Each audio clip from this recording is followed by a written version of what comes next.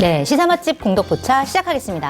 유난히 어색하네요. 네? 어색해. 안녕하세요. 저는 한겨레 송채경화 기자고요. 오늘도 장 소장님, 김 작가님 나오셨습니다. 네, 안녕하세요. 안녕하세요. 잘 지내셨죠? 아, 예, 그럼요. 전 네. 잘 지내고 있습니다. 알겠습니다. 출판 오늘은- 기념회 성황리에 마무리됐습니다. 그러게요. 아, 예, 감사합니다. 사진 봤더니 막 사람이 엄청 많던데요? 아니, 뭐, 진짜 그냥 제가 조그만 데 빌려갔고요. 그냥 네. 소소하게 채워서 잘 했습니다. 공도포차 이렇게 시청자분들도 몇 분 오셨어요?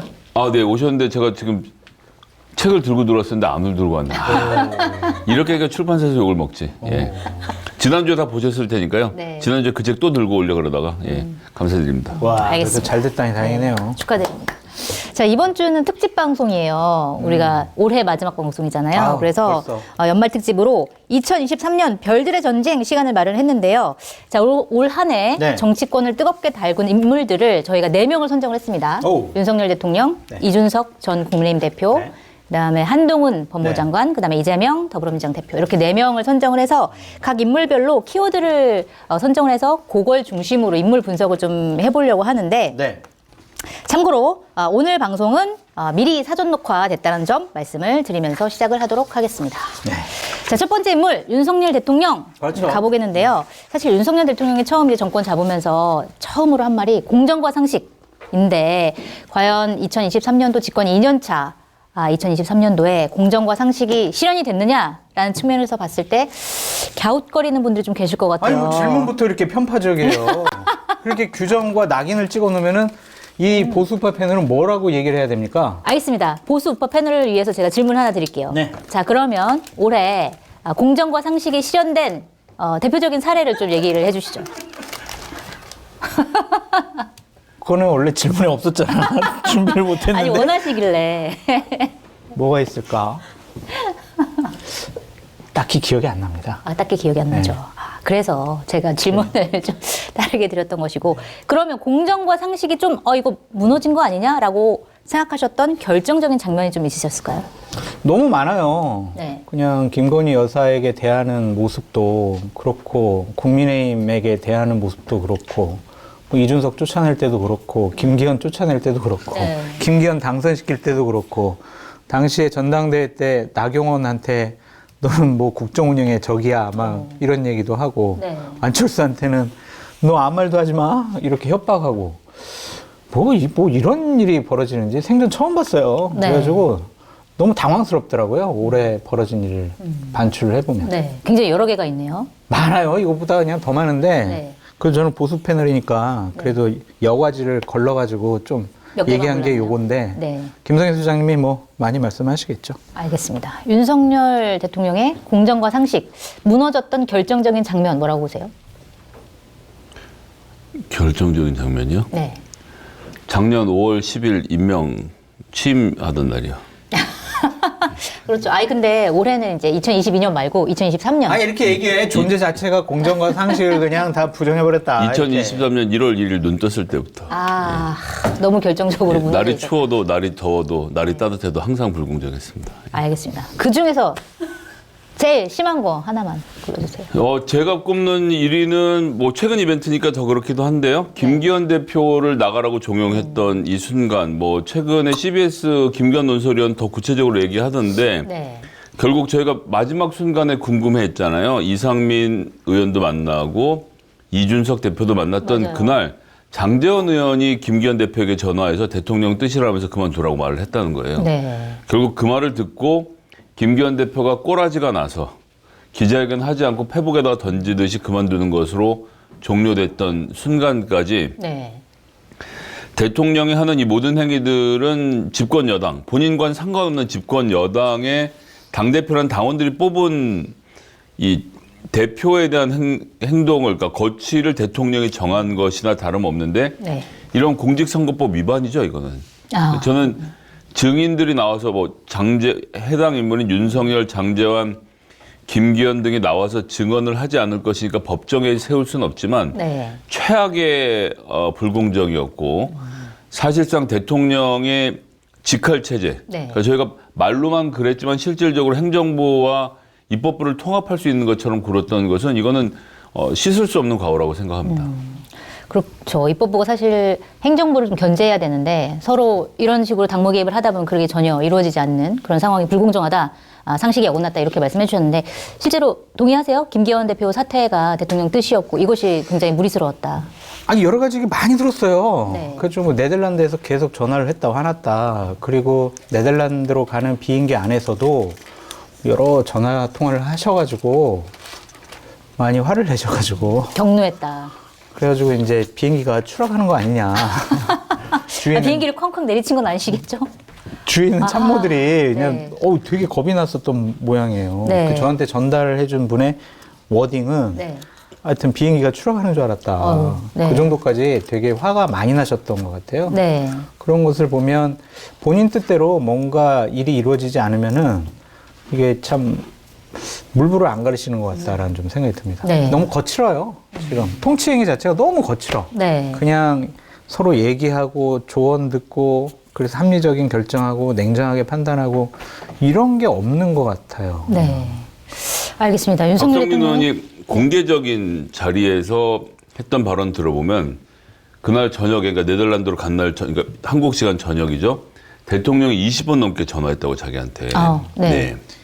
이런 그런 얘기를 공개적으로 얘기를 했습니다. 그러니까 20번을 다 받았다는 얘기인지 아니면 20번 전화를 했는데 통화를 못했다는 것인지는 정확하지 않는데. 설마 안 받진 않았겠죠, 대통령 전화인데.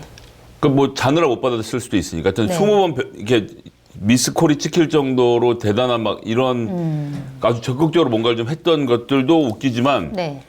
그렇게 통화가 됐든 안 됐든 그런 사실을 지금 공개하면 하고 있는 박성민 의원도 웃기는 거고 여당이 대통령에게 지배당하고 있는 걸 너무 당연하게 생각하는 거 아닌가. 네. 이런 게 은근히 대통령의 뜻이 이럴 것이다라고 짐작해서 하는 것도 아니고 구체적으로 이렇게 팔 걷어붙이고 특히나 사실은 에어포스 1에 타서도 전화를 했다고 하면 이건 다 기록에 남을 텐데 네. 어떻게 감당하려고 하는 것인지 알 수가 네. 없네요. 그래서 올 한 해 윤석열 대통령을 쭉 생각을 해보면 윤석열 하면 딱 흘러가는 단어가 그냥 경노예요. 경로. 화. 화만 냈다. 네. 네. 그냥 뭐 대통령실에 뭐 많은 참모들이 보고하러 들어갈 때도 화를 내시고 네. 당에 있는 사람들하고 통화하실 때도 화를 내시고 뭐 계속 화만 나신 것 같아요. 그래서 제대로 보고를 못하게 하고. 무섭잖아요. 네. 솔직히 저희들 국회에 있을 때 의원이 화내면요, 보고를 못해요. 피해 네. 다녀요. 이건 상당히 화를 내는 의원들 많이 같이 일하셨단 모양이군요. 정청래 의원이라든지 아니면 손혜원 의원이라든지 정청래 의원은 제가 10억을 걸 수도 있는데 단 한 번도 화를 낸 적이 없어요. 아, 그래요? 본 사람이 없을걸요? 예, 정청래 의원은 나한테 화 안 냅니다. 아, 그래요? 본인한테 공식적인 자리에서 권력을 향해서는 할지 몰라도 제가 이분 이제 와서 감싸고 싶은 생각은 없는데 네. 그렇게 갖다 붙지 마시고 김무성 의원이 그러셨던 건가요? 화내시죠. 최경환 의원? 최경환 의원은 화를 별로 안 내셨는데 아, 그래요? 무대에는 가끔 화를 많이 낼 때가 있어요. 가끔 많이 냈어요. 가끔. 가끔 내는데 많이. 1년에 한 번 많이 낼 때가 있어요. 그러면 그 아, 체격도 되게 되게 크시거든요. 그러니까 되게 크시잖아요. 무서워요, 막. 그런데 윤석열 최고 통치자가 그렇게 화를 내신다 그러면 이거는 참모들이 일을 하기가 거의 불가능해요. 그러니까 합리적인 조언이 불가능하다니. 키워드 말씀하시니까 저도 한마디 거들고 가면 윤석열 대통령 2023년을 관통하는 키워드는 전방위적 무능력자. 전방위적 능력. 어느 분야에서도 능력 있는 걸 보여주지 못해서 최근에 인사하는 거 보면 제가 진짜 배를 잡고 떼굴떼굴 구르고 있습니다. 네. 무슨 안보실 제3차장에서 중국 전문가를 안 치질 않나. 그런데 또 대통령 정책실 필요 없다고 2실로 줄인다라고 해서 호기 좋게 만들었다 또 3실을 다시 정책실 부활시키는 과정이나 그렇죠. 예, 전 과정이 예, 사람 여기다 꽂았던 사람 저기다 빼다 쓰고 뭐 미국 대사가 있는 사람 불러다가 안보실장 시켰다 네, 이번에 또 회장부 국정원장 인사. 보내고 막 그럼 사람들 다 메꾸질 못하잖아요. 네. 그 와중에서도 어떻게 이렇게 귀신같이 서울대 법대들만 찾아내는지 정말 한심하기가 이런 정권이 예전에 있었던가. 아무리 선호하는 게 있다지만 남들은 그래도 한 200~300명짜리 인재풀에서 놀았다고 한다면 이 대통령은 특히나 1년 반쯤 지나고 나니까 그 누구도 대통령실에 들어오지 않으려고 한다는 분위기가 있다고 하잖아요. 아, 그렇군요. 그러니까 저 치욕을 감내하고 대통령실에 들어와서 대통령하고 일하는 사람 중에 인재가 없는 거죠. 본인 무능력한데 참모도 무능력하니까 전방위적으로 무능력해져 있다. 이렇게 좀 평가하고 싶습니다. 능력 있는 사람은 기본적으로 거기 들어가서 대통령의 호통을 받을 이유가 없는 그렇기 때문에 안 들어가려고 장성철 하는 거고. 서장이 지금 야인으로 떠도는 것만 봐도 네. 정확히 나오지 않습니까? 알겠습니다. 자, 윤석열 대통령 관련된 두 번째 키워드. 우리 장 소장님이 아주 뭐예요? 두려워하시는 뭔? 김건희. 또 왜 그래요? 또. 좀 마스크 써야 되잖아. 사실 올해 김건희 여사가 굉장히 여러 가지 리스크적인 행동들을 많이 하셨어요. 자, 일단 좀 얼굴 가리는 중간에 지난번에 닥스를 메시는 오늘 에르메스를 메고 계시네요. 야, 에르메스. 저렇게 닥스예요. 똑같은 닥스. 여기도 닥스래요. 닥스 이거 패키지로 물건을- 세 개짜리 샀어요. 알겠습니다. 김건희 여사와 관련된 장면, 결정적인 장면 뭐가 있었을까요? 그 역시 너무 많아서 제가 꼽는 결정적인 장면은 대통령실 사진관입니다. 정말 사진? 막 어떻게 해야 될지 모를 분노가 네. 치밀어 오릅니다. 그렇게 욕을 먹으면 네. 첫 번째 사진을 안 올린다. 네. 자기가 소장하면 되잖아요. 아니면 인스타나 파줘 좀 제발.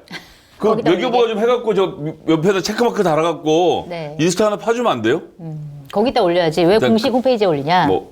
근데 이게 비판이 많잖아요. 네. 비판이 많은데 줄어들지가 않아요. 그리고 왜 자꾸 난 윤 대통령을 좋아하지도 않는데 윤 대통령 포커스 나가는 거 보면 그렇게 화가 나더라고요. 아니 왜 초점을 부인에게 맞춰요? 네. 우린 대통령을 뽑은 거잖아요. 제가 투표를 안 했지만 전 윤석열 대통령을 대통령이라고 생각하고 보고 싶은데 자꾸 김건희 여사가 들어오니까 그것도 화가 나는데 제일 화나는 건 뭐냐면 비슷한 사진을 계속 올리는 거예요. 네.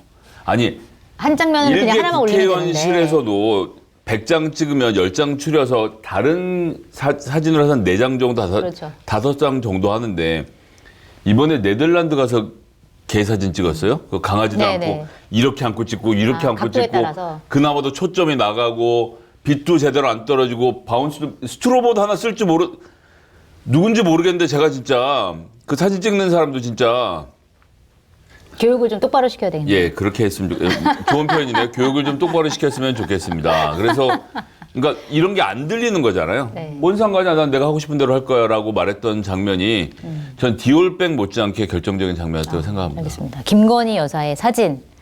자, 장 소장님은 뭐라고 꼽으세요? 먼저 좀 말씀드리고 싶은 거는 네. 제가 이제 1년에 한 두세 번 정도 역술인 선생님 만나가지고 네. 여러 가지 좀 상의를 해요. 네.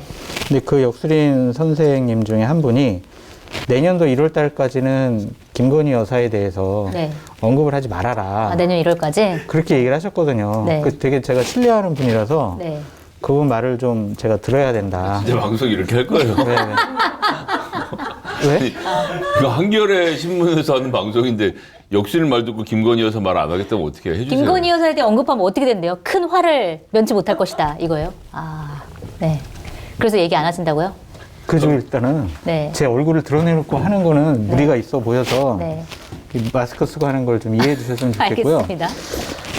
저는 참 보수 우파 언론이 3주 전부터 김건희 여사 리스크에 대해서 네. 직접적으로 막 문제 제기를 하고 있잖아요. 맞아요.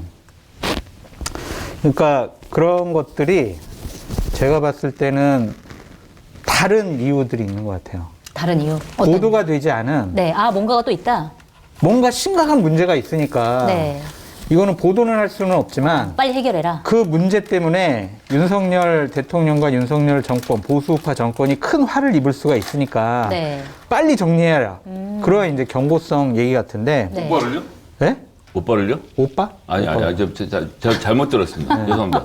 방송에 오빠- 상관없는 얘기를. 오빠와 관련된 건가? 아니. 방송 얘기를 제가 잘못 듣고 엉뚱한 얘기를 네. 죄송합니다. 그런데 제가 가장 김건희 여사를 봤을 때 네. 우려스러운 부분은 뭐냐면, 그러니까 다른 얘기는 너무나 많지만 방송에서 할 수 없는 얘기가 너무나 많은데 서울의 소리에서 보도한 그 최 목사랑 한 네. 네. 그 뭐라고 해야 되나? 명품백 수수 논란. 네, 수수 논란 중에서 네. 명품백 수수 논란도 상당히 문제지만 네. 더 큰 문제는 나에 대한 관심이 조금 좀 사라지면 내가 남북 문제에 대해서 본격적으로 뭐 관여를 하겠다? 뭐 일을 하겠다? 그렇게 얘기를 하잖아요. 네. 아, 이거는 정말 있을 수 없는 일인 것 같아요. 네. 김건희 여사가 대통령 배우자로서 무슨 권한을 갖고 남북 문제를 해결하겠다라고 나설 건지, 그리고 또한 어떠한 남북 문제와 관련한 탁월한 식견과 능력이 있어서 네. 그 문제를 해결하려고 하는 것인지 알 수가 없잖아요. 네. 근데 단순히 남북 문제만 관여를 하는 것이냐, 다른 문제는 관여를 안 할 것이냐, 네. 이렇게 우리가 의심하고 추측할 수밖에 그렇죠. 없잖아요. 네. 그래서 저는 잠깐의 인터뷰, 뭐 잠깐의 뭐 두 분 사이의 대화였지만 상당히 그 부분이 우려스럽더라고요. 네. 우리가 알지 못하는 여러 방면에 있어서 많은 김건희 여사의 개입이 있을 수 있겠구나. 네. 자칫 잘못하면 이건 정말 국정 개입, 농단 이런 것들이 될 수가 있지 않을까라는 생각 때문에 네. 너무 많이 걱정이 되더라고요, 진짜. 저는 김건희 여사 입장에서 좀 변호를 하고 싶은데요. 네. 디올백을 주는 사람이 남북 문제에 관심 있다 그러니까 남북 문제에 장단을 맞춰줬을 가능성도 상당히 있다고 봅니다. 원래는 관여할 생각이 전혀 없지만 아니 네, 모든 일을 관여하고 싶을 텐데 네. 모든 일을 관여하고 싶을 텐데 마침 백 들고 온 사람이 남북 문제로 하니까 다음번에 남북 얘기 한 번 더 하면 그 디올 이상으로 또 올 수 있지 않을까 이런 기대를 하면서 예 무력에 의해서 그런 얘기를 좀 꺼낸 것이 아닐까. 네. 남북 문제에 딱히 관심이 있었던 건 아니잖아요. 그러니까 백을 그 다음번에 뭐 예를 들면 다른 뭐 디올, 루이비통, 에르메스 버킨백 같은 걸 들고 올 경우에는 네. 뭐 그게 더 비싼가요? 국무총리 인사 문제와 관련된 상의를 할 수도 있겠죠. 버킨백이 디올 파우치하고는 비교할 수가 없죠. 예, 가격대가 일단. 네. 알겠습니다. 이제 내년에는 어쨌든 김건희 리스크가 좀 사라지기를 바라면서 네? 다음 진짜? 키워드로 한번 가보겠습니다. 어떻게 해요? 무슨 이런 거 소리예요? 기원해도 안 되는 거 이런 거 뭐 아니, 이렇게 해도 안 되는 왜냐면은 거예요? 지금 막 여러 가지 들리는 얘기는 김건희 여사와 관련된 녹취록들이 많대요. 많고 뭐 지금 뭐를 공개할지 지금 계속 그냥 순위를 좀 따져보고 있다 이런 네. 얘기도 있고 네. 뭐 송영길 전 대표 같은 경우에는 한 300개 정도의 녹취록을 네. 제보를 받았다 갖고 있다. 네. 그래서 구속시켰나? 아, 하여튼 그런 얘기도 들리고 네. 그래서 아마 1월달, 2월달 총선을 앞두고 김건희 여사의 리스크는 더 많이 나올 가능성이 현실화가 될 가능성이 높아요. 네. 저도 김건희 여사 입장에서 좀 변호를 하고 싶은 것은요. 또? 녹취록은 이제 녹취록 같은 경우는 지금 김건희 여사 녹취록 문제가 아니고 윤석열 대통령 녹취록이 더 큰 문제가 될 것이다라고 말씀드리고 싶습니다. 아, 그래요? 네. 그럼 김건희 여사 녹취록뿐만 아니라 윤석열 대통령 녹취록도 또 있다는 얘기네요. 윤 대통령이 이렇게 죄송합니다. 감격스러워요? 김건희 여사 얘기. 윤 대통령이 방송 관련자들하고 네. 저 다량의 통화를 했다는 뭐 여러 가지 첩보들이 있는데 네. 이런 분들의 내용이 좀 새어 나오지 않을까 이런 걱정이 좀 되네요. 저 만약에 우리 한겨레 공톡포차 네. 우리 유튜브 멤버 분들에게만 공유가 되고 네. 이게 외부로 공개가 안 되고 퍼나르기도 안 되고 그러한 여러 가지 조건들이 완비가 되면 정말 들은 얘기를 다 직설적으로 내가 방송에서 할 수 있어. 진짜요? 우리 한번 특집으로 네? 해야 되겠다. 그건 이제 목숨을 걸고 방송을 해야 될 부분까지 있는 것 같아요. 그래서 알겠습니다. 이게 저한테까지 여러 사람들이 귀에 들리면은 네. 정말 많은 사람들이 알고 있다는 거거든요. 그렇겠네요. 그러니까 보수 우파 언론에서 너무 걱정된다라는 사설과 칼럼을 쓰는 것이고 네. 그 부분과 관련해서 대통령께서 어느 정도 좀 정리하는 모습을 보이지 않으면 네. 한동훈 장관을 비대위원장 시켜가지고 김건희 여사 보호한다고 해도 네. 보호가 되지 않을 가능성이 높다. 그 저는 되게 걱정되는 마음에서 말씀을 드리는데 김건희 여사가 대외적인 활동을 하는 것은 올해까지는 좀 어쩔 수 없다 하더라도 네. 내년 총선 앞두고는 조금 좀 자제하시는 게 어떨까라는 좀 생각이 들고 네. 다행스러운 것은 네. 내년 총선 전까지 해외 순방 네. 극히 이제 자제하고 지금 거의 방한 없다. 중이신가요? 네. 그래서 이제 외국 순방은 안 나가시기로 하고 국내에 좀 오래 계셔서 방한이라는 소리를 안 듣고 네. 국내에 거주한다라는 얘기를 듣고 싶다. 지루하실 텐데. 내년 총선 때까지는 한 번 정도. 아니 지금 흥청망청 쓰려고 ODA 같은 경우도 4조 이던 걸 6조로 44% 증액시켜놨는데 그걸 지금 5, 6, 7, 8, 9, 10, 11, 12, 8개월 동안 소화가 된다고요? 안 될 것 같은데요. 괜찮아요. 일단 그럼 김건희 여사 사진도 덜 나올 가능성이 좀 크겠네요. 그런데 국내 이제 봉사가 또 많이 네, 있기 때문에. 홍보 라인 쪽 같은 경우에 김건희 여사 라인이 거의 장악을 하다시피 해가지고 네. 잘 이제 대통령 참모들의 얘기도 안 들어가는 것 같아요. 그러니까 예를 들면이에요. 실질적으로 그런 일이 벌어지는 게 아니라 예를 들면 이제 비서실장이 이제 그 사진을 관리하거나 네. 그 홍보를 관여하는 대통령실 참모를 불렀어. 야, 이거 대통령 사진 올려야지. 여사 사진 이렇게 올리면 어떡해? 여사님이 올리시라고 했는데요? 그럼 뭐라고 할까요? 비서실장이. 내가 그럼 여사님한테 말씀드릴게. 이렇게 할 수 있을까? 아유, 좀- 구도가 좋네 이렇게 하겠죠. 아유, 진짜 뭐 이렇게 좋네, 이렇게? 하여튼, 그래서 이게 그런 사진 문제는 정말 집권 초기부터 많은 지적이 있었지만 네. 바뀌진 않을 것 같아요. 바뀌지 않는다. 네. 알겠습니다. 자, 그럼 세 번째 키워드로 한번 가봐야 될 것 같은데요. 이제 풀어도 되실 것 같습니다. 세 번째 키워드는 오므라이스를 오므라이스. 정해봤는데 사실 이제 윤석열 대통령이 해외 순방을 13번 갔는데 그 중에서도 우리 기억에 남는 게 일본 기시다 총리와 만나서 먹은 오므라이스 이게 기억에 남죠. 그래서 우리가 컵에 물에 반을 채웠으니까 나머지는 이제 일본이 채워야 된다라고 했지만 오므라이스만 먹고 물컵은 채워지지 않고 다만 이제 오염수 방출만 이루어졌던 그런 과거가 있는데 자 이명박 대통령이래. 윤석열 대통령. 그리워요 그 시절이? 아니 외교하니까 갑자기 이명박 대통령이 차라리 윤석열 대통령의 외교. 그러니까 어떤 분들은 뭐 지지자들은 잘한다고 하는 분도 있고 뭐 아니면 외교가 가장 큰 문제다라고 하는 분도 있는데 외교 어떻게 평가하세요? 자, 일단 오므라이스 얘기 나왔으니까 잠깐 딴 얘기 좀 하고 가죠. 이제 그때 대통령이 에비수 생맥주 좋아한다는 얘기를 듣고 그 오므라이스 집은 원래 에비수는 안 팝니다. 기린 맥주가 파는 집이거든요. 네. 에비수 거품 내는 전문가를 멀리서 초빙해 갖고 그걸 만들고 있었거든요. 네네. 근데 그것도 웃기는데 진짜 웃기는 건 뭐냐면 대통령이 이렇게 뒤에서 주섬주섬 새로운지 참이슬지를 소주를 꺼내서 꺼내서 이거 섞어 먹자고. 그래서 그걸 거기에 탔다는 거 아니에요. 네. 그러니까 에비수 생맥주를 거품의 양까지 해서 전문가를 불러다가 탄산을 아주 맞춰서 맛있겠다 만들어놨는데 거기다가 뒤에서 꺼내온 소주를 많은 장면을 생각하면 내가 너무 부끄러워서 막 어떻게 할 줄 모르겠어. 정말 막 온몸이 다 떨려요. 얼마나 소탈하고 서민적입니까? 대한민국의 소주를 일본 수상 앞에서 딱 폭탄주 타가지고 한잔 하십시다. 얼마나 좋아요 이게. 그러네요. 보통 배포가 아니면은 그런 거 못해요. 네. 그 윤석열 대통령의 소탈함, 서민적인 모습, 소주를 사랑하는 모습. 이거는 비판할 지점이 아니다. 네. 그렇게 말씀드리고 싶어요. 외교사 앞권은 엑스포 29점이었죠. 그러니까 119대 29 굉장히 충격적인 결과였죠. 그걸 몰랐다는 게 더 놀랍고요. 네. 뉴욕타임즈나 워싱턴 포스트 등은 이미 사우디아라비아가 100석 이상 확보했다는 것을 보도를 했는데 그러니까 우리나라 언론이 해외가 아무리 약하다고 하더라도 네. 그런 기본적인 외국 신문들은 좀 읽어보고 경계를 할 수는 있잖아요. 근데 뭐 북한하고 중국 제약은 박빙승부 막 이런 기사가 나올 정도였으니까 네. 외교부의 보도자료나 받아 쓰는 사람들이 무슨 기자라고 앉아 있는 건지 정말 한심하기 이를 데 없었고 네. 누구보다도 이 전방위 무능력자 대통령 뭡니까? 아니 이걸로 한 방에 뒤집어서 부산, 울산, 경남 지역 여론 만들어서 네. 총선에 이길 수 있을 거라고 생각했던 거 아니에요, 사실은? 네.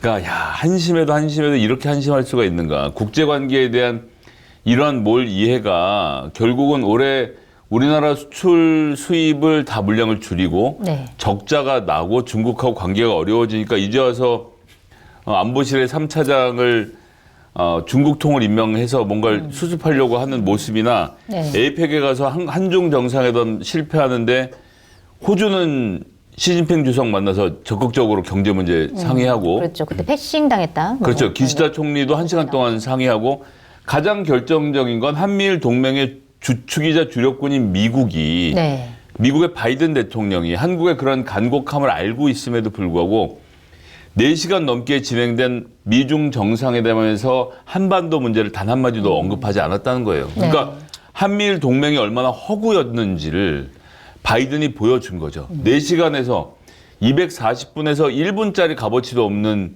그런 취급을 당하고 있는 이 전방위 무능력자의 외교는 정말 모든 분야에서 가장 걱정되는 분야 중 하나입니다. 알겠습니다. 근데 어떻게 워낙 이제 한미일 삼각 군사 협력과 동맹 체제가 확고하니까 그런 것들은 얘기를 안 해도 바이든 대통령이 확실하게 마음속에 결심이 섰기 때문에 네. 얘기를 안 하고 논의를 안 한 것이 아니냐. 얘기할 필요도 없었다. 그렇게 말씀드리고 싶고요. 한미일 군사 협력이라든지 삼각 동맹이라든지 이런 것들은 좀 의미 있게 평가해 볼 만한 것 같아요. 네. 문재인 정권 때 어쨌든 파탄났던 삼각 외교였는데 이것을 좀 복원시키고 상당히 우호 협력 관계로 발전시킨 것은 의미가 있는데 그 외의 외교는 빵점 같아요. 그러니까 한미일 공조 이외에는 무방비 상태가 중국과 러시아의 외교는 거의 무방비 상태잖아요. 그러니까 그것 때문인지 모르겠지만 대중국 무역 적자가 지금 작년 올해 합치면 대개 500억 불? 어마어마한 액수거든요. 네. 그만큼 적자가 났다는 것은 한중 관계가 얼마나 악화일로로 가고 있느냐라는 반증인 것 같고 러시아하고는 완전히 뭐 대화의 문을 닫아놓은 거 아니겠어요? 한미일 삼각동맹 강화를 통해서 북한의 핵 위협을 방어하겠다는 건데 네. 이 삼각동맹 때문에 북한, 중국, 러시아의 이 삼각동맹이 더 공고해진 것 같아요. 네, 맞습니다. 그래서 플러스 마이너스 해보면 결국에는 본전 아니냐 좀 그런 생각이 들고 윤석열 대통령의 외교에 있어서 상당히 뼈아픈 지적은 꼭 받아들였으면 좋겠어요. 네. 그러니까 올해만 해도 13번의 해외 순방을 가셨었는데 국빈 방문이 많거든요. 의전 논란이 또 있었죠. 그러니까 이제 저는 그렇게 전혀 생각을 안 하는데 김성애 소장님 같은 분이나 그쪽 뭐 윤석열 대통령을 비판하는 분들은 아니 부부끼리 막 이렇게 해외에 대접받으면서 놀러 다니는 거 아니냐, 네. 뭐 여행 다니는 거 아니냐 이런 말도 안 되는 비판을 막 하잖아요. 저런 비판이 왜 웃으세요? 아니에요. 저런 비판이 남의 입을 빌려서 하시는 게 너무. 아니, 네, 저는 그래서. 정말 전혀 1도 그렇게 생각하지 않아요. 네. 어쨌든 국익을 위해서 대통령 네 분이 밤잠을 줄여가면서 열심히 노력을 하고 있다라고 생각을 하는데 그런 비판이 좀 나오지 않도록 관리를 좀 잘하고 좀 포장도 잘하고 좀 이제 국민들 앞에 홍보도 제대로 했으면 좋겠다라는 생각이 두 듭니다. 가지만 짧게 하죠. 일단 네. 외교에서 30% 국민들 뭐 잘했다고 평가하고 있다라고 말하는 것은 통계적인 착시죠. 아, 그런가요? 갤럽이 하는 방식이 네. 면접원이 전화를 걸어서 받은 분한테 좋으세요, 싫으세요? 긍정적인 평가를 한 사람한테만 물어봅니다. 네. 뭐가 잘했다고 생각하세요? 긍정적으로 평가한 사람 중에 한 20에서 30% 정도가 외교라고 1순위를 꼽는 거예요. 네. 그 나머지 절반은 모르겠다고 말합니다. 네. 그러니까 지지하는 사람 중에 절반은 이유를 모르고 그러니까 전체 국민으로 놓고 보면 15% 정도가 대통령이 잘하는 게 뭔지 구체적으로 알고 있는 거고 그 중에서 3분의 1, 3분의 2 정도가 외교를 잘한다라고 생각하는 거고 나머지 7, 80%의 국민들은 부정적으로 보거나 긍정적으로 보더라도 내가 왜 긍정적으로 보고 있는지 모르는 것이기 때문에 네. 그나마 방한하는 게 자꾸 이슈가 돼갖고 이분이 외국을 나가 계셨었지라는 걸 알게 되니까 네. 외교 좀 하지 않나 이러는 거지 외교에 구체적인 성과가 없었다는 걸 뭘 보면 아냐면 보수 언론이 어떻게든 대통령을 띄워주려고 외국에 나갈 때마다 보도를 하는데 아시지만 신문에서 기자가 5단짜리 기사라도 하나 잡으려고 얼마나 치열하게 싸웁니까? 네. 한 면을 털어서 찰스 공회에 앉아서 왼쪽에 누가 앉았고 오른쪽에 누가 앉았고 앞에 누가 앉았는데 출발하는데 뭐가 올렸고 이런 걸 쓰잖아요. 네. 이거는 국왕들이 다른 나라 국빈 방문 갔을 때 어차피 그 사람들은 외교를 하는 사람이 아니니까 가서 무슨 노름을 하고 무슨 대접을 받고 왔는지가 보도가 되거든요. 네. 국왕들끼리 교차 방문할 때 나오는 의전 기사가 신문 지면에 버젓이 실렸다? 네. 그 말은 다른 말로 하면 그거 외에는 보도할 내용이 없었다는 거예요. 네. 그럴 수 있겠네요, 진짜. 그거 외에는 없었다, 이렇게 평가를 하셨습니다. 일단은 외교 두 분 다 뭐 그렇게 좋은 점수는 안 주셨는데, 자, 그러면 두 번째 인물로 한번 넘어가 보도록 하겠습니다. 두 번째 인물은 너무 시간이 지체돼가지고. 아, 그래요? 네. 아니 뛰어넘고. 구구적인 이런 네. 건 해야 되는 거 아닌가? 아닙니다. 대통령. 뛰어넘고 이준석 전 국민의힘 대표 얘기를 좀 이준석. 가보도록 하겠습니다. 네. 자, 이준석 대표 하면 사실 처음 떠오르는 키워드가 바로 신당이죠. 그렇죠. 아무래도 얘기를 네, 안 할 수가 맞아요. 없는데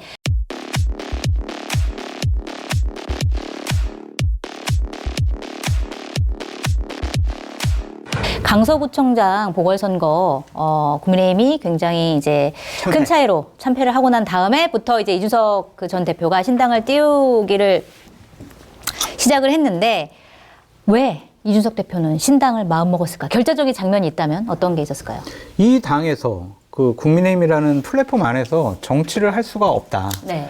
근데 내년 총선에서 본인이 배지를 달지 못하거나 정치적인 세력을 구축하지 못하면 자신은 정치인으로서 앞으로 어떠한 행보나 영향력을 발휘하기가 힘들다. 네. 방송에 나와서 그냥 평론하는 것만으로 또 4년, 5년을 지내기는 어렵다.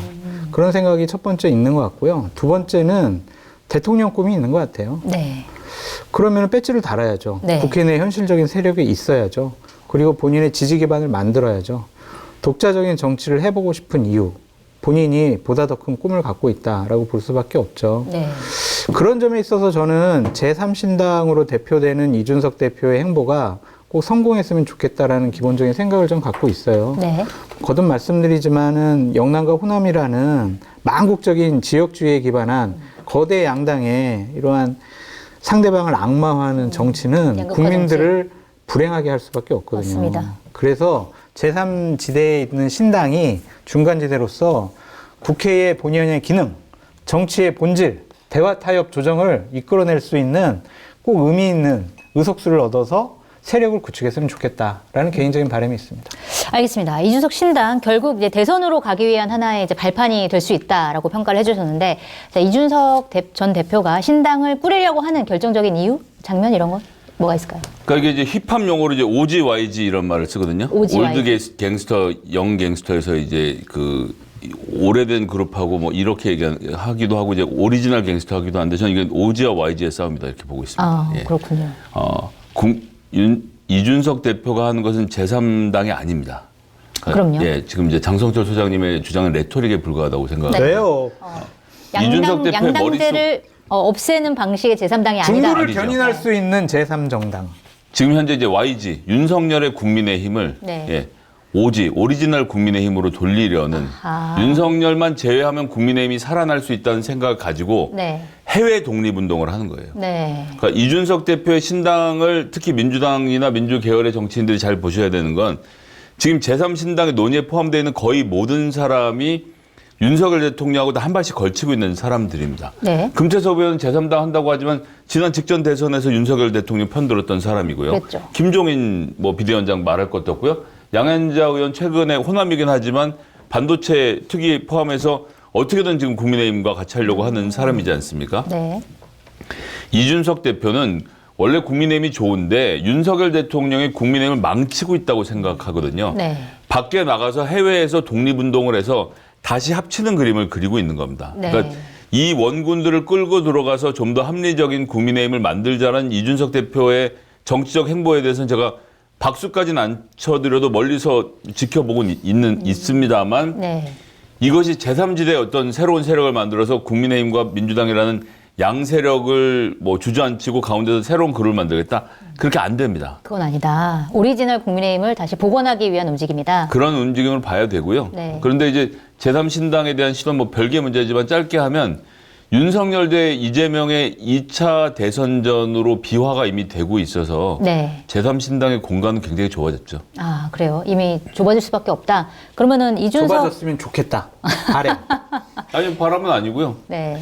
이거는 또 단순하게 볼 수 있는데 어쨌든 국민의힘이나 민주당에 있는 의원들은 그 사람들이 뭐 비겁하다 이런 걸 떠나서 네. 기본적으로 조직 안에서 움직여야 된다라고 생각하고 이런 조직과 함께 힘을 모아야 된다라고 생각하는 사람들인데 정말 죄송한데 제3당에서 하시는 분들이 그걸 보면서 난 것 같은데? 난가? 난가병. 예. 자, 지금 네. 다 나를 중심으로 제3당 만들 수 있다고 생각하시는 분들끼리 뭉치면 뭉치는 게 잘 안 돼요. 제가? 나지. 이거 하다가 지나갑니다. 네. 그래서 대권 주자가 제3신당에 필요하다는 얘기를 하는 것은 누군가 하나가 잡고 정리를 해줄 수가 있어야 되는데 네. 제3신당 하시는 분들 제가 방송에서 이래저래도 뵙는데 서로에 대해서 굉장히 비판적이시더라고요. 이게 합쳐질까? 전 그것도 좀 회의적으로 봅니다. 이준석 신당을 중심으로 합쳐질 가능성에 대해서는 좀 비판적으로. 있죠. 있는데 예를 들면 이현주 의원은 같이 토크쇼 했는데 두 분이 같은 신당 할 수 있을까요? 전 잘 모르겠는데요. 잘 안 될 것이다. 그렇죠? 네. 아, 그렇군요. 아, 두 분이 친한 게 아니었군요. 그렇게 볼 수가 오, 없는 그렇구나. 겁니다. 알겠습니다. 자, 그러면은 이준석 대표 관련해가지고 두 번째 키워드를 한번 가볼게요. 환자. 2023년도에 사실 이준석 대표 전 대표 주변에 환자들이 좀 많았던 것 같은데 일단 이준석 전 대표 같은 경우에는 지난번에 그 이뇨한 국민의힘 혁신위원장이 부산 토크 콘서트에 왔을 때 환자가 여기 있지 않다. 내가 환자가 아니라 환자는 서울에 있다라고 하면서 사실 환자를 윤석열 대통령으로 사실상 지칭을 했단 말이에요. 자, 그러면 이 환자 논란 그 이후에 환자 논란이 누가 환자야 뭐 약간 이런 논란이 많이 벌어졌는데 이 환자 논란에서 환자는 진짜 누군가요? 어떻게 보세요? 최근의 상황을 비교해 보면 환자가 윤석열 대통령이라고 우리가 또 볼 수밖에 없죠. 네. 그러니까 왜냐하면 최근에 벌어졌던 일이 뭐예요? 야, 윤핵관 장제원 너 물러나. 네. 야, 지금 당이 여러 가지 뭐 국민의 지지를 못 받는 거 윤석열 대통령 지지도가 낮은 거 김기현 너 때문이잖아. 너 그만둬. 장제원, 김기현 그만뒀단 말이에요. 네. 그 사람들 그만뒀는데 국민의힘 지지율 올라가요? 대통령 부정평가가 줄어들었어요? 아니잖아요. 네, 아니죠. 보수 우파 언론에서 지적했듯이 문제는 용산이고 가장 큰 문제는 대통령이다라고 네. 볼 수밖에 없는 거죠.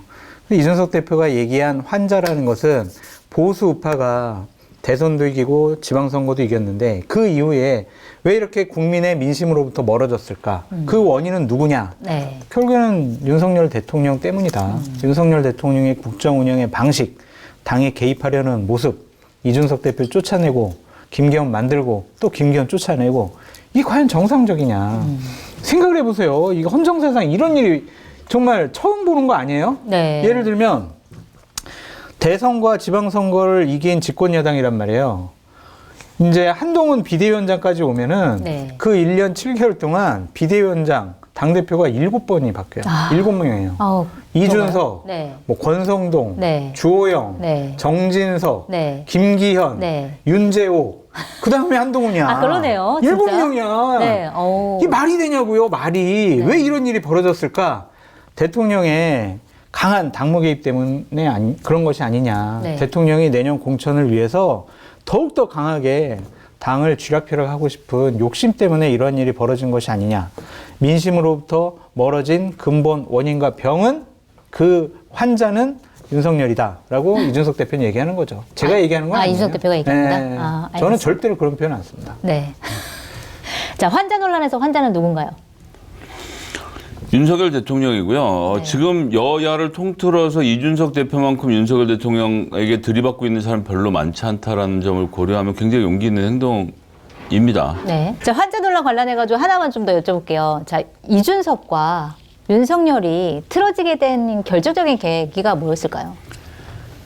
처음에 윤석열 전 검찰총장이 입당하려고 했을 때 이준석 대표가 건방지게 굴어서 이준석 대표가 없는 틈을 타서 기습 입당을 했잖아요. 네. 그때부터 이미 건널 수 없는 강을 건넌 상태였습니다. 그 전부터 아니에요? 그 전부터였겠죠. 예. 뿌리가 굉장히 깊군요. 그 전부터 그랬는데 그게 이제 제가 외화에서 본 것은 그 순간이었고, 야, 저 둘은 안 되겠다. 윤석열 대통령 같은 어떤 이 상명하복의 꼰대 마인드 구조에서 이준석이라는 아이와 한 테이블에서 대화한다는 자체가 네. 가져오는 모욕감. 그런 점에서는 여의도에서 꾸벅하고 절한 장면은 전 윤석열 대통령의 최고의 순간을 꼽습니다. 아, 그렇군요. 저럴 수도 있는 사람이라는 두려움이 저한테는 항상 있어요. 네. 어느 순간인가 여의도의 그 자세로 돌아가게 되면 민주당이 굉장히 위험해질 수 있다는 생각 항상 있거든요. 네. 그런데 여하튼 기본적인 태도는 상대방을 하나의 성인 정치인으로 보는 게 아니라 지가 뭘 한다고 이런 건데 이준석은 10년 넘게 비대위원 포함해서 여의도 정치의 한복판에서 날선 상황을 견뎌왔던 사람이고요. 그렇죠. 본인은 수사의 벌판에선 뛰었을지 모르겠지만 링이 다른 곳이잖아요. 그럼 이준석 대표의 능력과 관록 이런 걸 인정하는 것에서 시작했는데 이게 안 되는 거고 네. 이준석 대표는 그렇게 틀어져 있기 때문에 사실은 굉장히 어렵죠. 알겠습니다. 굉장히 과거네요. 기습 입당부터가 시작이었다 이렇게 말씀해 주셨는데 언제부터 틀어지기 시작했어요? 이거에 대한 정보는 없지만 저는 입당하기 전부터 이준석 대표에 대해서 네. 누군가가 상당히 부정적인 얘기를 집중적으로 윤석열 대통령에게 주입식 교육을 시킨 것이 아닌가라는 생각이 들어요. 네. 왜냐하면 그때 한번 녹취록 터졌을 때도 네. 막 이준석이가 뭐 3개월짜리 그냥 당대표 맞아요. 3개월짜리다 막 이런 식으로 얘기했다라면 네. 서로 만나보지도 않았는데 그렇게 적대감을 현직 당대표인데 그 당에 들어가려고 하는 대선 후보가 그 당대표를 쫓아내버리겠대. 한 네. 번도 만나지도 않았는데. 그럼 왜 그런 적대감이 생겼을까? 네. 아, 이봉규 씨가 그때 이준석 대표에 대해서 굉장히 부정적인 입장이었죠. 그때 뭐 보수 우파 쪽 유튜버들이 네. 그냥 아, 유튜브를 집중적으로 많이 계속 보셨구나. 씹었죠. 네. 그러니까 그건지 네. 아니면 당에 있는 이준석 대표를 싫어하는 사람들이 윤석열 후보에게 집중적으로 좀 아니면 이봉규 네, 유튜브를 본 다른 정치인이 전달했을 수도 있고요. 알겠습니다. 자, 그러면 지금 이렇게 와서 틀어졌는데 이게 다시 봉합될 가능성이 안 돼. 있을까요? 불가능해요. 아, 네. 불가능하고 네. 윤석열 대통령이 이준석 대표를 싫어하는 것의 10배 정도 김건희 여사가 김건희 여사가 이준석 대표를 되게 싫어하는 것 같아요. 아, 그래요? 네. 네. 그 얘기도 우리 멤버십 서비스에서만 제가 아, 말씀을 드릴게요. 우리 언제 그 특집 방송 정황적인 한번 해야 증거에 되겠네요. 대해서. 네.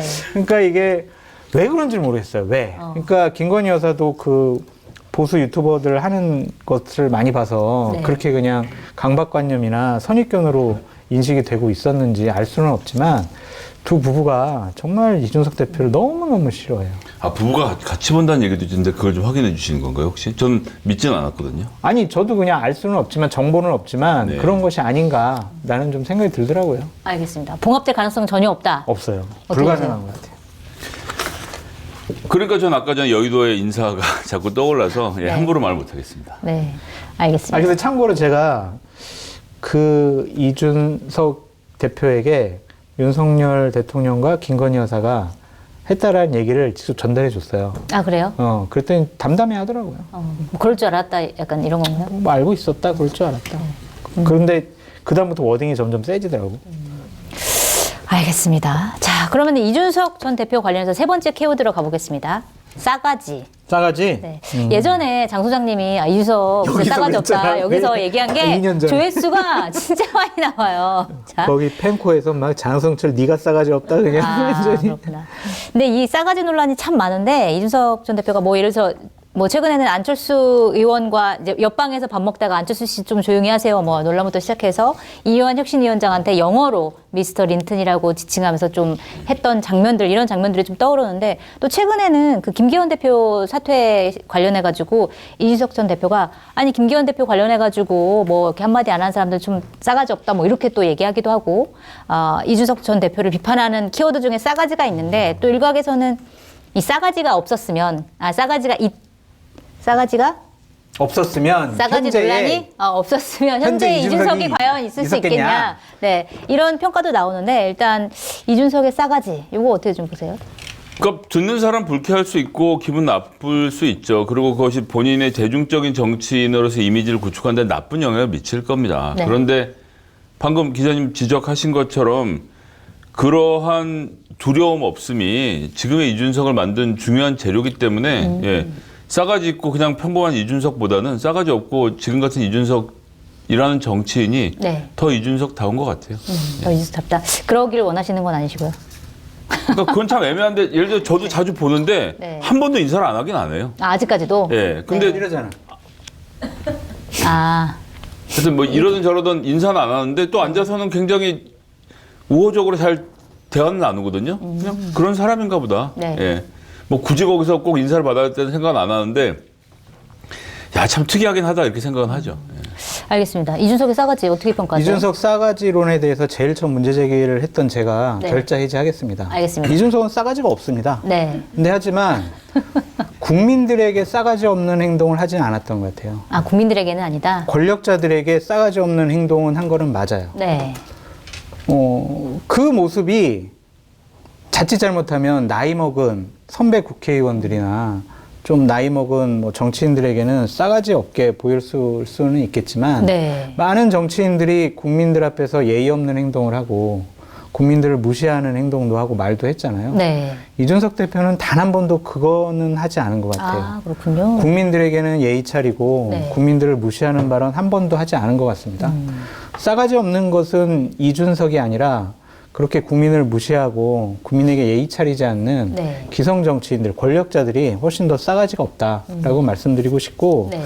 이준석 대표를 제가 되게 별로 안 좋아하고 그냥 뭐 신경 별로 쓰질 않았었는데 최근에 같이 이제 방송을 하면서 이준석 대표의 생각, 날선 생각도 이렇게 좀 들어보고 같이 방송을 하면서 여러 가지 느낀 거는 참 똑똑하구나. 저런 사람이 정치를 하면 좋겠다. 네. 저렇게 똑똑하고 현명하고 판단력 있는 사람이 나라의 큰 지도자가 됐으면 좋겠다. 언젠가는 이준석이 대통령이 되는 날을 좀 보고 싶다. 오. 그런 생각이 들 정도로 네. 정말 보수 우파를 넘어서서 대한민국 정치에 정말 대단히 역량 있는 정치인이 나타났다. 네. 그건 대한민국의 축복과 같은 일이 아니냐 그런 생각이 좀 들고요. 네. 그래서 이준석 대표한테 계속 얘기를 해요. 시간은 당신 편이다. 앞으로 20, 30년 동안 정치는 당신이 주인공이다. 그래서 순간의 어려움 그거 뭐 지지 말고 꼭 잘 이겨내라 그랬더니 제가 뭐 그럴 사람입니까? 막 이제 이렇게 얘기를 하는데 네. 꼭 그 이준석 대표가 내년 총선 때 본인이 하고 싶은 정치를 할 수 있는 기반을 마련했으면 좋겠다. 네. 그런 생각도 들더라고요. 그러니까 저도 많은 의원들을 모셔봤거든요. 근데 이준석 대표를 보면서 이준석 대표는 어찌 보면 참모가 필요 없어도 되겠구나라는 생각이 들더라고요. 아, 그래요. 혼자서 모든 걸 다 할 수 있다. 네. 네. 그러니까 참모가 조언을 하고 잔소리하는 거를 넘어서서 본인이 잘하는 것 같아요. 네. 뭘 준비해 줄 필요가 없는 사람 같아. 그러니까 제가 역량이 부족해서 그렇게 판단할 수도 있지만 다른 저도 중요한 의원들 많이 모셔봤는데요. 불안불안했어요. 말 실수할까 봐. 네. 행동 실수할까 봐. 네. 근데 이준석 대표한테는 적어도 그러한 불안감이 없어요. 그래서 저는 이준석 대표가 하여튼 큰 정치인으로 거듭나길 응원하고 기원합니다. 알겠습니다. 이준석 전 대표에 대한 대통령까지도 갈 수 있다. 아, 굉장히 걸출한 정치인이 나타났다. 이렇게까지 평가를 하셨는데 어떻게 보세요? 최근에 세제 문제에 대한 이야기를 꺼내는 걸 보면서 내 방향을 잘 잡고 있다고 생각하고 거기에 동의하던 동의하지 않던 정치인들이 기본적으로 가져야 되는 기본적인 입장들이 다 있는 것이 되게 저는 좋다고 생각하고요. 네. 그렇게 입장이 있어야 다른 입장을 가져와서 어디까지 합의하고 맞춰볼 수가 있다고 맞아요. 생각하거든요. 네. 전 그런 정치가 이제 되어야 된다라고 생각하고 그런 점에서는 스탠다드한 그러니까 기본을 갖춘 정치인이라는 점엔 동의합니다. 그래서 그런 분들이 더 많이 나오셔서 민주당도 마찬가지고 서로 간에 합의할 수 있는 내용들을 쿨하게 합의하는 네. 이런 정치가 좀 필요한 계절이 다가오는 것 같습니다. 알겠습니다. 마지막은 훈훈하게 끝났습니다. 자, 그러면 세 번째 인물 가기 전에 PPL 하겠습니다. 자, 공덕포 차와들을 함께 해주신 하이트질로 감사드립니다. 한겨레를 응원해 주시는 분들의 적극 참여와 후원의 기쁨을 동시에 만족시켜드릴 한겨레TV 유튜브 채널 멤버십 서비스를 소개합니다. 커피 한 잔 가격 4,990원으로 한겨레 유튜브를 의미 있게 즐겨주세요. 한겨레 배지와 댓글과 실시간 채팅에 사용 가능한 재밌는 이모티콘이 기다리고 있습니다. 덧붙여 장성철이 사적으로 들은 얘기를 이 멤버십 안에서만 들으실 수 있는 영상을 기획하고 있다. 와, 재밌겠다. 아직 제작은 하지 않고 있다. 기획을 하고 있으니까 꼭 참여하셔가지고 재밌는 에피소드, 뒷얘기 많이 들으시기 바랍니다. 감사합니다. 오, 좋습니다. 네. 자, 그러면 2023년 별들의 전쟁 세 번째 인물. 오! 한동훈 법무부 핫해요, 장관. 핫해. 네. 지금 완전 한동훈 시대야, 네, 지금. 핫한 네. 정치권의 가장 핫한 인물이죠.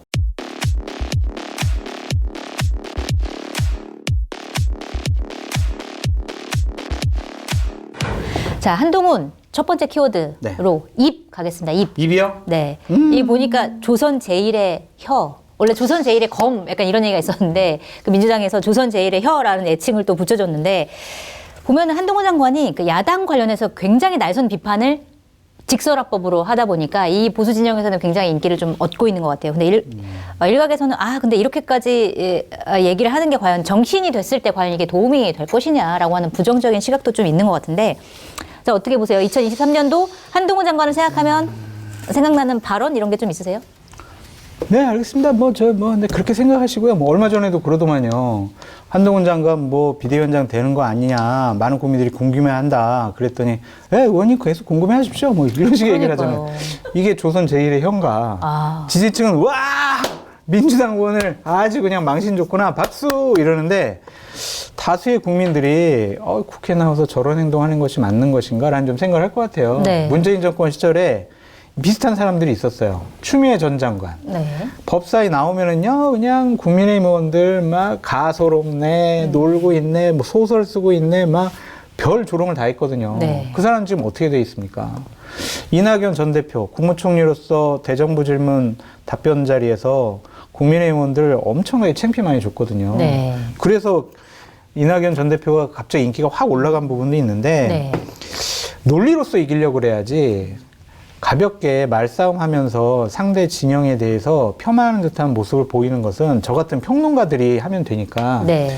정치인으로 변신을 하실 것이고 하셨고 앞으로 보다 더 큰 꿈이 있는 분인데 이렇게 무슨 입 그거로 정치 한동훈의 정치가 상징되는 것은 네. 이건 별로 좋지 않은 것 같아요. 좋지 않다. 네. 알겠습니다. 2023년도 한동훈 장관이 했던 워딩 중에서 좀 가장 기억나는 거 있으세요? 이게 민주주의다 멍청하라라고 최강욱 대표가 말했던 것은 사실은 그 밑에 영상이 따로 있었는데 그걸 이제 언론들이 비틀어서 왜곡해서 마치 암컷 발언에 대한 답변인 것처럼 했던 상황에서 한동훈 장관이 이게 민주당이다 멍청아라고 하면 국민들이 더 잘 이해하실 것 같습니다. 라는 네. 문장이 제가 뽑는 1번 문장입니다. 네. 너무 좋아요. 예. 이제 한동훈 왜 좋죠? 장관에게는 네. 사사건건이 써먹을 수가 있잖아요. 네. 사사건건 얘기하지 마. 우리 같이 잘렸는데 왜 그 얘기를 왜 해? 왜? 그 아픔이 다시 다가오잖아. 하지 마. 사사건건. 그러니까 왜 KBS한테 그렇게 하셨어요? 아니 본인이 문제였대. 내가 얘기 들어봤더니 진짜로. 영광입니다. 네. 이거 지난 시간에도 얘기했습니다. 그 한동훈 장관이 깜짝이야. 한동훈 장관이 최근에 김건희 여사 디올백 관련된 논란에 대해서 아는 게 없다라고 말했잖아요. 네. 그래서 제가 이게 뇌물이다 멍청아라고 말씀하시면 국민들이 더 쉽게 알 것 같습니다. 아, 이렇게 계속 얘기하고 써먹을 수 있고요. 있다. 예, 그다음 네. 어제도 또 어제가 아니구나. 예. 지난주에 그랬죠. 예, 지난주에 또 뭐 그런 얘기 했더라고요. 자기가 명령을 따르지 않는다? 명령이 아니고 뭐였지? 맹종. 아, 나는 맹종하지 맹종하지 않는다라고 하면서 김건희 여사는 아무런 문제가 없이고 몰카고 뭐 그다음에 악법이고 얘기하잖아요. 네. 그게 맹종이다 멍청아라고 또 계속 응용해서 쓸 수 있어서 네. 두고두고 써먹을 수 있는 소재를 만들어 주신 것에 굉장히 감사하고 있습니다. 제가 먼저 말했으면 막말 논란에 휩싸일 텐데 네. 예. 한동훈 장관의 말씀을 계속 패러디하면 되니까요. 예. 시리즈로 만들어 드리겠습니다. 알겠습니다. 자, 어쨌든 한동훈 장관이 이제 본격적으로 정치를 시작할 텐데, 그러면은 한동훈 장관의 정치적인 자질, 정치인으로서의 자질 이런 거는 좀 뭐가 있다고 보세요? 보수 우파 진영에서 네. 상당히 인기가 많은 분이죠. 그것이 외연 확장이 가능하냐라는 부분은 각종 여론조사를 보면 좀 힘들 것 같다는 좀 생각이 들어요. 네. 진영에 환호받는 사람이 보다 더 큰 정치를 하기는 쉽지가 않다. 황교안 전 대표 그랬잖아요. 네. 진영에서는 뭐 열광적이었죠. 완전히 그냥 뭐 교주 수준이었어요. 네. 그런데 이제 선거 지고 또한 당대표로서 또한 지도자로서 적절하지 않은 말과 행동을 하다 보니까 그냥 사그라졌잖아요. 지금 완전히 우스갯감이 맞아요. 돼버렸어요. 네. 우스워졌어요. 네. 자칫 잘못하면 한동훈 장관이 그러지 않을까라는 좀 생각이 드는 게 지난주에 얘기했던 김건희 특검은 악법이고 우리 몰카는 뭐 몰카다. 네네. 그거죠. 네. 뭐 명품백 받은 것은 몰카다. 네. 그런 식으로 규정을 해버렸잖아요. 네. 그거는 뭐냐면 네. 본인이 비대위원장 되면서 당대표의 역할을 왜 하느냐. 김건희 여사를 보호하는 게 나의 주요 임무다라고 공개적으로 선언하는 거라고 보여져요. 네. 국민의 여론조사를 해보면 김건희 여사 특검과 관련해서는 국민의 한 70% 정도가 찬성을 하고 있고 해야 된다라고 얘기를 하고 있잖아요. 네. 거부권 쓰면 안 된다. 국민이 70%가 맞다고 생각하는데 악법이라고 얘기를 하는 정치인. 과연 국민의 눈높이에 맞는 판단과 네. 말을 할 수 있을까라는 좀 생각이 들어요. 네. 그리고 여당의 당대표 역할을 하려면요. 대통령에 대해서 할 말을 해야 돼요. 네. 대통령이 신은 아니잖아요. 교주는 아니잖아요. 네. 잘못한 부분이 있을 거란 말이에요. 그거를 좀 공개적이든 비공개적이든 지적하고 잘못을 바로잡아 나가는 모습을 보여야 되는데 명품백 받은 것이 어쨌든 범죄 혐의가 있다. 몰카다. 그렇게 얘기하는 것을 보고 이분의 법률적인 판단의 기준이 무엇인가. 결국에는 법이 우선된 것이 아니라 네. 내 사람, 우리 편, 내가 보호해야 될 권력자, 그 사람들을 보호하는 것이 나의 법률적인 판단의 기준이 아니냐라고 국민들한테 인식을 줄 수 있거든요. 맹종하지 않는다고 했지만 사실 맹종하는 모습을 보여준 거네요. 맹종이죠, 이거는. 그러니까 앞으로 정치하기가 쉬워 보이지 않고 네. 한동훈 비대위원장을 내세워가지고 총선 승리의 구세주로 우리가 삼겠어라고 하는 대통령과 윤핵관들의 판단은 실패할 가능성이 높다. 그렇게 보여져요. 알겠습니다. 정치적 자질에 대해서 굉장히 혹평을 하셨는데 김 작가님 보시기엔 좀 어떠세요? 일단 정치적 자질 관련돼서는 이분이 교묘한 말 섞여 거짓말을 되게 잘하는데 네. 법조 기자들의 특성이었는지 어쩐지 모르겠지만 그러니까 재질문을 하지 않았을까 아니면 보도가 안 됐을까 보면 뭐 지난주 얘기 계속 나오니까 지난주 얘기 또 다시 좀 해보죠. 특검 관련돼서 두 가지 점을 지적을 했어요. 시기하고 정의당이 추천하는 이런 것이 문제이기 때문에 악법이다라고가 하나 있었고 다른 네. 하나가 언론에게 실시간으로 생중계되듯 한다라고 네. 말을 했었는데 조그만 과거로 시계를 돌려보면 최순실 특검 때도 그랬고요. 드루킹 특검 때는 그 왜 머플러 두른 검사님 매일 나와서 매일 다른 색깔의 20몇 종의 머플러가 있다고 이제 멋쟁이라고까지 언론이 보도해가면서 이분의 네. 언론 브리핑을 들었잖아요. 네, 사실 언론 브리핑 그 문구는 다 특검마다 들어가 있는 거라고 하긴 하더라고요. 그럼요. 네. 특별히 딴 사람이 검사하는 거잖아요. 네. 국민이 관심이 있어서 그런 거라서 더군다나 권력을 향해 정면으로 나가는 것이기 때문에 중간중간 과정을 국민들이 알고 국민들로부터 힘을 받아서 특검을 진행하라는 것이 법의 취지이거든요. 네. 법의 취지를 왜곡하는 거죠. 그러면 아니 예전 특검도 다 그렇게 했는데 14번의 특검은 가만히 계시다가 지금에 와서 악법이라고 말씀하시나요? 이런 질문을 기자들이 했어야 되는데 네 그렇군요. 이제 그 심지어 정치부 기자들이 지금 받아 적은 상황이었던 네. 것이고 정의당이 추천하는 것도 최순실 특검 때도 그랬지만 아니 담당자가 본인인데 피의자가 지금 네. 윤석열 대통령의 가족인데 대통령이 뽑는 사람을 그러면 대통령이 대표까지 뽑아들인 국민의힘에서 추천하는 게 맞습니까? 그러니까 정의당이라고 말을 또 은근슬쩍 돌려놨지만 사실 내용을 보면 원내 교섭단체 중 대통령이 소속하지 않은 정당과 네. 비교섭단체에서 각각 1인을 추천한다라고 되어 있는 규정을 그런 식으로 정의당에다가 이제 휘 감아갖고 네. 말을 뱉었는데 여기에 대해서 아무도 질문하지 않고 넘어갔는데 현실 정치에 들어오면 그러한 말장난은 글쎄요. 통하지 않는다. 통하지 않는다라고 하려고 하니까 이제 민주당이 여태까지 통했잖아고 하실 것 같으니까 할 말이 별로 없네요. 근데 잘하겠습니다. 한동훈 장관도 이렇게 막 악법 그리고 네. 몰카 얘기를 한 것이 네. 그렇게 썩 국민적 여론이 좋지 않다라고 생각한 것 같아요. 아, 왜냐하면 그래요? 19일 날 그런 얘기를 했는데 네. 20일 날 본회의를 참석하면서 본인은 계속 도어스태핑 같은 걸 했었는데 안 하더라고요. 그냥 쏙 들어갔잖아요. 네.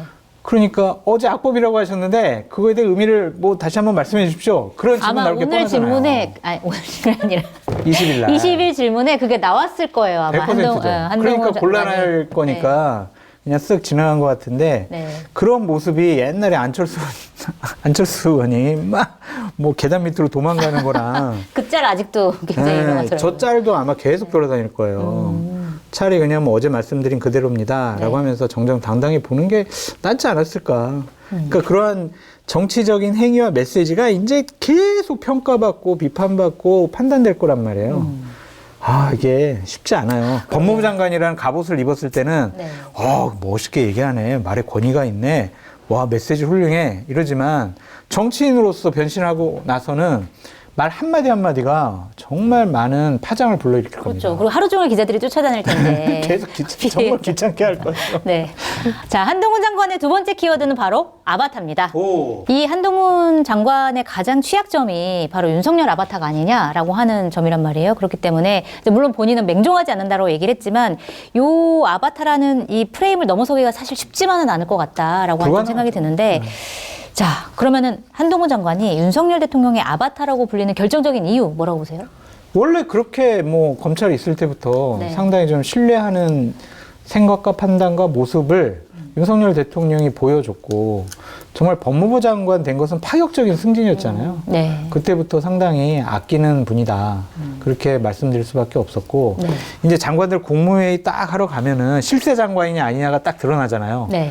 그냥 한동훈 장관이 이렇게 서 있으면 다른 장관들이 다 와가지고 인사하고 맞아요. 악수하고 그랬잖아요. 네. 연찬에 가서도 의원들이 다 막 사진 찍고. 그럼요. 권력이 거기 있다라는 거죠. 네. 그래서 우리가 2인자라고 한 거고, 우리가 세자라고 한 거고, 비대위원장 된 것은 세자 책봉이다. 네. 그렇게 볼 수밖에 없죠.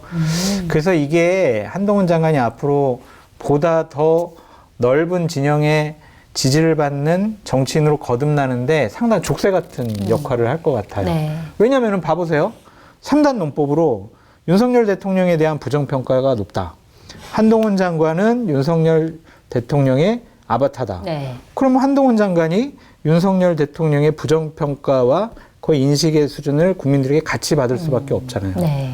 그렇죠. 좀 젊고 잘생기고 그렇기 때문에 조금 더 부정평가가 낮으려나? 그건 모르겠는데 네. 어쨌든 윤석열 대통령과의 어떤 거리두기를 제대로 하지 못하면 한동훈 장관은 보다 더 큰 정치인 되기는 어렵다. 네.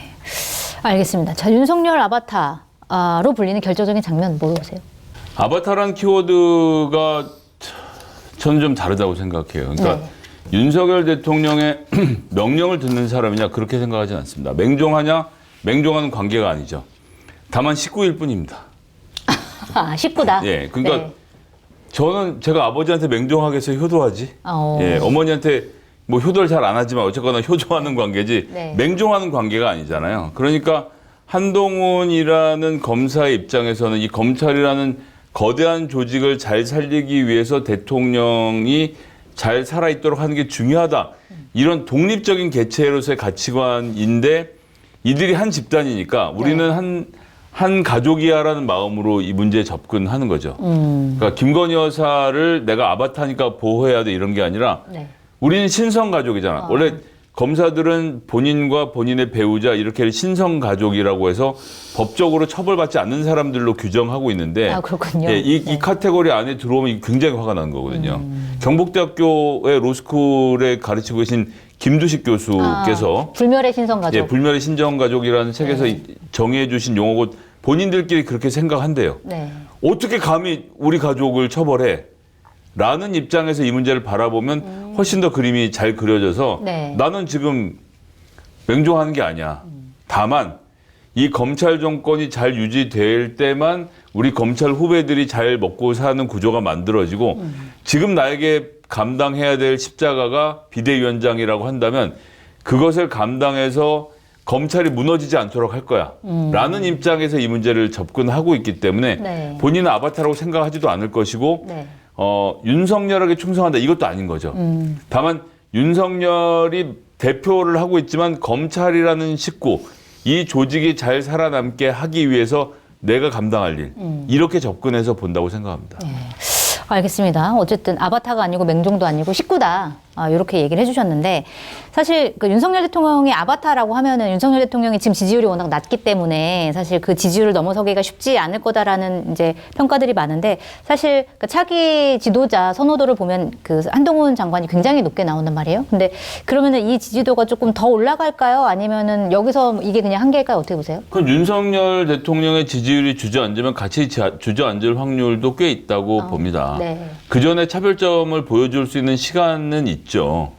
그 한동훈이라는 그 개인 자체를 놓고 보면 뭐 서울대 법대 나왔지 엘리트지 젊어서부터 검사했지 여러 권력 비리형 수사 사건에서 두각을 나타내기도 했지 뭐 또 옷 잘 입지 그리고 머리도 기민해서 뭐 심지어 기자들 사이에서 편집국장이라는 소문도 있었다는 거 아닙니까? 기사를 예전에? 배분해 준다는 네. 뭐 네. 이런 그 의미를 빗대서 한 얘기겠지만 그럴 정도로 여러 기자들과 원만한 관계를 잘 유지하는 것도 본인의 능력이었기 때문에 정치인으로서의 자질이 없다고 하는 건 아니지만 그런 능력이 정글에 실제로 나와서 얼마나 적용될지를 보아야 되고 그래서 윤석열 대통령과의 연동성이 있긴 하지만 그거 하나만 가지고 판단할 수는 없다고 보기 때문에 네. 지금 뭐 예를 들어서 한나땡 뭐 한동훈이 나오면 땡큐라고 하는데 그렇게 단순하게 볼 문제는 아닌 것 같아요. 알겠습니다. 그 차기 지도자 선호도에서 꽤 높은 지지도를 보이고 의미 있는데 없어요. 의미 없어요. 의미 없어요. 그러니까 10몇 프로, 10%대잖아요. 네. 그거는 보수 우파의 강력한 지지층이 결집해가지고 한동훈 장관 밀어준 그 수치란 말이에요. 네. 옛날에 황교안 전 대표는요, 30% 이상 나왔었어요. 그랬던 적이 있었군요. 네. 네. 그때 이낙연 대표도 뭐 앞서가지고 한동안 몇 달 동안 차기 뭐 대통령 후보로 1등 나왔었단 말이에요. 네. 그런데도 그렇게 막 그냥 오른쪽 가고 지지층에 환호받는 그런 말과 행동만 하니까 이제 지도자가 아닌가 보다라고 판단이 된 거잖아요. 네. 그러니까 아까도 말씀드렸듯이 김건희 여사에 대해서 윤석열 대통령에 대해서 어떠한 입장을 취할 것인가, 보호하고 옹호하는 입장만 취할 것인가. 그러면은 한동훈 장관이 정치적인 큰 지도자가 되기는 어렵다라고 저는 다시 한번 말씀을 드리고 네. 한동훈 장관이 뭐 일각에서는 전두환 노태우처럼 뭐 6.29 선언해가지고 그냥 대통령에게 쓴소리도 하고 막 네. 그런다고 뭐 일각에서는 얘기를 하는데 그거는 판타지 소설이다. 예, 그렇게 소설이 못한다? 예, 못해요. 어떻게 해요? 이게 안 돼. 내가 봤을 때는. 네. 알겠습니다. 우리 한동훈 장관에 대해서 두 번째 키워드까지 했는데 우리 세 번째 키워드가 없어요, 사실. 그래서 세 번째 없어요? 키워드를 네. 우리 장 소장님이 정해주시는 걸로 하겠습니다. 한동훈 장관에 대해서 네, 세 번째 키워드. 한동훈 장관 넘어가고 이제 10분 남았는데 이재명 대표 얘기 좀 합시다. 이제 좀 민주당 얘기.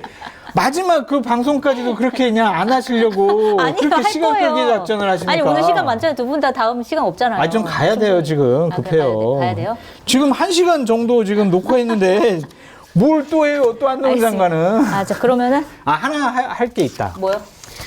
그 20일 날 우리 녹화 시점에서 윤재호 당대표 권한대행이 당 상민고문단 원로회의를 했어요. 네. 거기서 나온 결론이 뭐였냐? 한동훈 이순신이다. 지금 당은 위기다. 네. 이순신을 아껴 쓰지 말자. 네. 그랬더니 이제 윤재호 권한대행이 아유, 이제 거의 결심이 섰다. 이제 곧 비대위원장을 지명하겠다. 이런 식의 기사가 나왔는데 네. 원로들까지 왜 그러십니까, 진짜? 예? 좀 왜 그러세요? 원로들은 좀 다른 의견이 나올 수도 있겠다 싶었는데 근데 아니었군요. 딱 보니까 네. 일부러 그랬는지 아니면은 또 다른 분들은 다른 약속이 있어서 참여를 못했는지 모르겠지만 그렇게 얘기할 만한 분들만 참여했더라고요. 보니까. 아, 그래요? 네. 아예 그냥 다른 할 말이 있는 분들은 아예 참여를 안 해버리셨군요. 참여 안 했어, 보니까. 그래서 참 원로들도 아부하나? 뭐 그런 생각이 드네요. 알겠습니다. 덧붙이실 말 있으세요? 검찰과 권력이 붙어 있을 때는 저 국민의힘에서의 복종의 DNA가 뿜어져 나오는구나라는 것을 씁쓸하게 보고 있고요. 네. 퍼플리스트로서의 좋은 조건들을 많이 갖추고 있어요. 워딩이 세고 그다음에 가르마를 잘 타고 언론에게 적절하게 배분을 잘할 줄 아는 능력 등 때문에 이 포퓰리즘이 전 세계적으로 발호하는 이 시점에서는 권력은 잡을 수 있겠죠. 네. 하지만 그가 훌륭한 정치인이냐고 물으시면 저는 그렇게는 동의를 못하겠습니다. 알겠습니다. 자, 그러면 네 번째 인물로 넘어가 보도록 하겠습니다. 자, 이재명 더불어민주당 대표인데요. 자, 이재명 더불어민주당 대표 2023년 떠올려 보면은 처음으로 생각나는 게 사실 단식이에요. 단식. 사실 이재명 대표에게는 사실 올해가 굉장히 뭐랄까 녹록지 않은 한 해였던 것 같은데 사실 24일 동안 단식을 한 다음에 이제 얻은 게 별로 없다라는 평가를 그 당시에는 받았었고 하지만 바로 뒤이어서 열린 강서구청장 재보궐선거에서 굉장히 큰 승리를 하면서 그 중심에 딱 섰는데 그 이후에는 또 딱히 리더십 발휘를 못하는 거 아니냐 뭐 이런 평가가 나오기도 했는데 사실 이 단식 지금 이 시점에서 이 단식에 대한 평가 어떻게 좀 해야 될까요? 뭐 절체절명의 상황에서 할 수밖에 없는 선택이었다라고 봐야겠습니다. 뭐 네. 윤석열 대통령 이제 한동훈 장관까지 나서서 뭐 야당에 대한 공격 말고 저 사람들 하는 일이 없잖아요. 1년 내내 어떻게 하면 수사할까 뭐 이런 것만 지금 하고 있는데 그런 상황에서 야당 대표로서 할 수 있는 저항의 수단이 이것밖에 없었다는 점에서는 뭐 그렇게 해서 돌파를 했다고 생각하고 결국 결론적으로는 지금까지 해서 이제 리더십 아직 발휘를 하고 있는 거 아닙니까? 다만 이제 리더십의 문제로 넘어오면 저는 좀 이제 아쉬운 게 있기도 하고 없기도 하고 그런데 무슨 얘기냐 하면 우리가 지금 국민의힘의 타임테이블에 휘말려 들어가서 민주당의 중심을 못 잡고 있는 건 분명히 있습니다. 네. 12월과 1월은 누가 뭐래도 국회 시간으로 잡아놓고 국민의힘이 아무리 비대위라고 혁신하고 어쩌고저쩌고 해서 모르겠고 니들 알아서 해라고 배짱을 튕겨야 되는데 이게 지금 잘 안 돼요. 원래 의원들의 불출마 선언은 2월 초부터 하는 겁니다. 전통이. 4월에 선거면. 정청래 의원 컷오프가 3월 10일에 됐어요. 아, 그랬었군요. 예. 그런데 12월에 무슨 컷오프가 무슨 얘기며 혁신이 무슨 얘기며 불출마를 왜 지금 얘기합니까? 내년 2월 다 까먹을 얘기인데. 네. 그러니까 국민의힘의 전략이 휘말리지 않아야 된다는 점에서 이재명 대표가 아무것도 하고 있지 않다는 비판은 온당하지 않은 겁니다. 예산안을 어떻게 짤지 놓고 보고 특검의 발의 시기 그다음에 거부권을 행사했을 때 그다음 스텝을 어떻게 밟는지를 지금 계획을 짜는 게 되게 중요한 문제이기 때문에 네. 그런 점에서 놓고 봤을 때 이재명 대표를 비판할 지점이 있다고 생각하지는 않는데 네. 다만 지난 대선부터 얘기했던 정치 혁신의 과제에 있어서 그러니까 한동훈 의원이 잘못된 선택을 했지만 어쨌건 비대위까지 막 가면서 이것저것 다 해보잖아요. 지지를 끌어올리려고 국민의힘은. 그런 차원에서 놓고 봤을 때 민주당은 빅피처가 보이지 않는다. 그러니까 내년 2월이든 3월에 하든 좋은데 이런 방향으로 가겠다라는 것을 이재명 대표가 정무적으로 발언하고 당을 끌고 가야 하는데 네. 지금 주변 사람들만 말하게 하고 본인은 침묵하고 있는 이런 방식의 리더십은 이재명에게 어울리지 않아요. 네. 이재명이라는 정치인이 성남지사에서 경기도지사에서 대통령 지위까지 단숨에 치고 올라갔던 것들은 시민들의 얘기를 듣고 직접적인 행동으로서 보여줬던 것인데 네. 그 메리트를 잃어버리고 있는 것은 아닌가 걱정이 됩니다. 알겠습니다. 자, 단식 얘기 먼저 해볼까요? 단식에 대한 평가. 성공했죠, 결론적으로. 성공했다. 네. 아마 정치권에서 이재명 대표 단식이라도 해라라고 공개적으로 방송에서 얘기한 사람 제가 처음일 거예요. 아, 네네. 그래서 제가 봤을 때는 단식은 신의 한 수였다. 결정적으로 당을 완전히 이재명 당으로 만들었고 또한 구속영장도 영장실질심사에서 네. 기각당했잖아요. 네. 뭐 그런 점들을 보면은 그때 목숨을 건 단식이 어쨌든 이재명 당대표 체제를 공고화하는데 가장 큰 효과를 발휘했다라고 볼 수밖에 없고 네. 이재명 당대표를 평가하자면 산무 당대표다. 산무, 네. 뭐가 없나요? 무책임합니다. 네. 무능력합니다. 네. 무계획적입니다. 아. 왜 무책임하느냐? 네. 그냥 얼마 전에 있었던 일만 반추해봐도 알 것 같아요. 송영길 전 대표가 구속당했습니다. 네. 그렇죠. 그런데 당의 공식 입장은 한동안 탈당했던 분이다. 네, 우리 당 맞습니다. 사람 아니다. 네. 왜 우리가 언급하느냐? 그거는 송영길 대표의 문제다. 그렇게 얘기를 해요. 네. 무책임하잖아요. 민주당 전당대회 당대표 뽑을 때 돈봉투 사건이에요. 돈봉투를 의원들에게 돌렸다고 그래요. 연루된 의원이 20명 정도 된다고 그래요. 네. 전직 민주당 의원 1명 구속당했어요. 사무부총장도 구속당했다 뭐 풀려났지만 많은 분들이 지금 수사받고 구속당하고 있어요. 그런데 아무 말도 안 해요. 책임감이 없는 거예요. 네. 그렇게 볼 수밖에 없고 무능력하다라는 거는 이재명 당대표가 당대표직을 수행을 하면서 본인의 사법적인 리스크를 방어하는 것 외에 어떠한 야당으로서의 정책적인 비전 보여준 게 없어요. 네. 그냥 저쪽에서 공을 넘기면 그냥 받아치는 그 정도였지 네. 전국을 주도하는 모습 보여주지 못했어요. 네. 국정감사 때도 그랬던 것 같고요. 청문회 과정 중에도 그랬던 것 같고요. 예산안 전국 때도 그런 것 같습니다. 네. 상황을 주도하지 못하는 당대표, 과연 이런 분을 믿고 총선 치르고 대선 치러야 될지 그런 생각이 분명히 있을 것이고 네. 이제 무계획적이라는 것이 뭐냐면은 총선을 어떻게 치르겠다라는 것에 대해서는 침대 축구예요. 아, 윤석열 대통령 부정평가 높잖아. 우리 그냥 가만히 있어.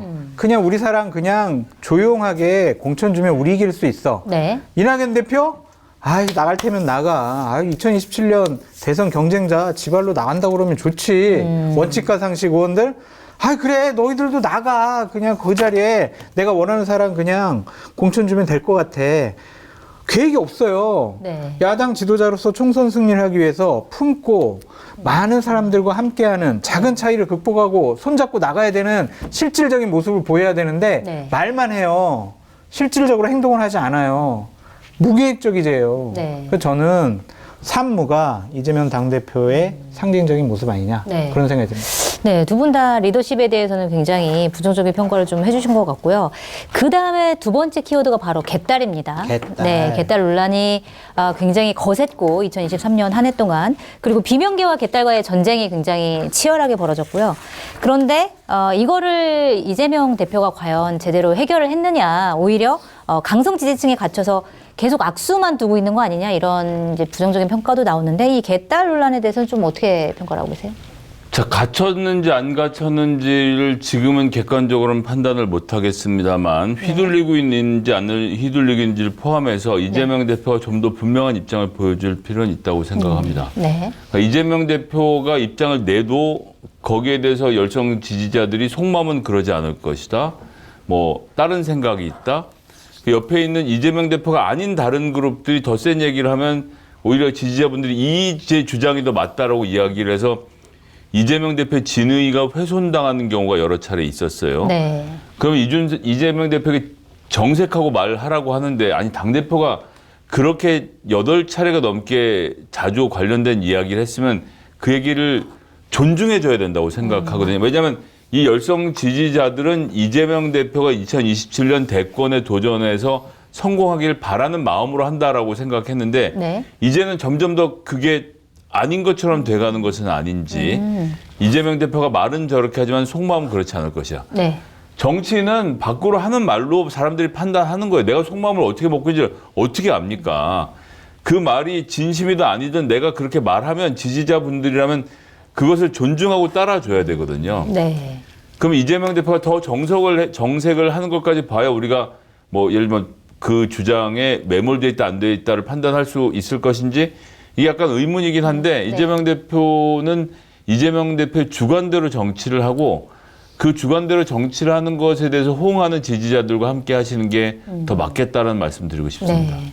알겠습니다. 조금 더 강한 입장을 좀 내보일 필요가 있다 이렇게 말씀하셨는데 동의하세요? 뭐 전적으로 옳으신 말씀을 했고요. 네. 개딸은 당을 좀 먹고 있지만 이재명 당대표를 지키고 이재명 당대표가 보다 더 큰 정치를 하는데 주요한 지지 기반이 아니냐. 그 저는 평론가로서는 아니 개딸과 좀 인연 좀 끊으세요. 관계 좀 끊으세요. 개딸 좀 이렇게 정리 좀 하세요라고 하겠지만 제가 참모라면은요. 네. 이 개딸 정말 잘 관리해가지고 이재명 당대표 체제를 유지하고 이재명이라는 정치 지도자의 보호막과 방어막이 되는데 네. 저는 이 사람들을 이용할 것 같아요. 네. 그래서 부러워서 많은 사람들이 저는 이 개딸 정치를 없애야 된다라고 뭐 비판을 많이 하는 것 같은데 네. 아, 정치인들이요. 부러워서 그런가요? 네. 대통령 되기 위해서는 매니아층이 있어야 돼요. 네. 그거는 뭐 당연히 있어야 언제 되는 거죠. 어디서나 내가 무슨 일을 하고 잘못했더라도 내 편을 들어줄 수 있는 사람. 그런 사람이 그러한 지지자들이 있는 게 얼마나 정치인에게는 행운인데요. 그런 것이 있다라는 거는 이재명 당대표한테는 꼭 필요한 존재들인데 네. 어쨌든 이분들이 막 욕설하고 죽인다고 그러고 이런 과학한 표현하는 것은 잘못됐죠. 그래서 자기 정화 기능이 있었으면 좀 좋겠다라는 생각도 듭니다. 근데 이 개딸의 문제가 그러니까 그 어떤 하나의 내가 좋아하는 정치인을 따르는 것이 아니라 지금의 문제는 그 정치인을 내 아의 뜻대로 움직이게 하려고 하는 게 사실 가장 큰 문제로 지적되고 있잖아요. 그러니까 그거는 이재명 네. 당대표가 중심을 잘 잡아야 될 것 같다는 좀 생각이 들고 네. 정말 개딸이라는 용어도 쓰지 말라고 그러던데 그 강한 지지층의 분들이 네. 진짜 민주당과 이재명 당대표를 정말 보다 더 큰 정치인으로 이제 세우고 싶으면은 네. 좀 과격한 모습은 보이지 않는 게 좋을 것 같아요. 그러니까 내가 좋아하는 정치인 응원하세요, 응원. 네. 그런데 내가 싫어하는 정치인, 이재명 당대표에서 비판하는 정치인에 대해 적대감을 표현을 하거나 가만두지 않겠다라는 그러한 행동을 보이는 것은 옳지가 않은 것 같아요. 그래서 응원단 하시라, 응원단. 애타성은 좀 자제하고. 네, 그게 낫죠. 맞아요. 알겠습니다. 자, 그리고 이재명 대표 관련된 마지막 키워드가 있습니다. 바로 대장동. 그러니까 이 대장동, 그러니까 사법 리스크는 계속 이제 이재명 대표를 따라갈 거라서 앞으로도 어떻게 될지 굉장히 눈여겨봐야 되는 부분이긴 한데 이게 보면 최근에 또 대장동 의혹 사건에 대한 법원의 첫 판결이 나왔는데 이제 이재명 대표의 측근이죠. 김용 전 민주연구원장이 5년 징역형 받고 법정 구속이 됐습니다. 맞아요. 그래서 이게 굉장히 심각한 사법 리스크로 지금 다가오고 있는데 요거는 지금 이재명 대표의 정치적인 경로에 어떤 영향을 좀 미칠 거라고 보세요? 만약 본인이 뭐 기소당해서 이런 부분에 있어서 뭐 유죄 판결이 나오게 된다면 정말 정치 생명은 계속 유지할 수가 없다라고 볼 수밖에 없죠. 왜냐하면 본인이 뱉어놓은 말이 너무나 많아요. 근데 김만배 씨가 결정적으로 입을 열지 않고 김용, 정진상 이런 사람들이 철저하게 자기 선에서 끊고 있기 때문에 네. 검찰이 지금 1년 7개월 동안 조사했는데 이재명 당대표와 관련된 결정적인 증거나 증언을 확보하지 못했다면 검찰의 수사가 실패했다라고 볼 수밖에 없고 네. 대장동 건만이 아니라 제일 처음 이제 내년도에 1심 판결이 나올 수 있는 뭐 위증교사 혐의라든지 선거법 재판과 관련해서도 이재명 당대표의 재판 리스크는 앞으로 계속 될 것 같다. 그런데 대장동과 관련해서는 이재명 당대표에게 직접 어떠한 가장 안 좋은 일들이 벌어지기에는 지금까지 검찰의 행태를 보면 네. 쉬워 보이지는 않는 것 같다라고 말씀드려요. 그렇더라도 네. 김용이라는 분신과 측근이 구속당했잖아요. 네. 또 1심에서 유죄받고. 그러면 보다 더 책임 있는 메시지는 내야 되지 않을까? 뭔가 그냥 뭉개고 네. 그냥 가기에는 너무한 거 아니에요? 유동규가 다 해먹었어요. 처음에는 이재명 당대표가 당군일의 최대의 치정 내가 다 했어요. 뭐 하나하나 다 사인 내가 다 했어요. 그래놓고 갑자기 문제 생기니까 유동규가 다 했다고 밀어버리고 네. 이것은 옳지 않은 모습이죠. 분신과 측근이 구속당했으면은요 본인 제대로 국민 앞에 좀 사과하는 모습도 필요하지 않을까라는 생각이 듭니다. 알겠습니다. 어쨌든 이 사법 리스크는 계속 갈 것이다. 그리고 무엇이든지 간에 뭐 책임지는 모습은 좀 보여야 된다. 이런 평가를 해주셨는데 어떻게 보세요? 김용이 그렇게 그러니까 죄를 받고 이제 재판 중이죠. 유죄를 받았고 그렇게 되면 50억씩 받은 50억 클럽 특검도 해야 되겠다라는 생각은 들어요. 네.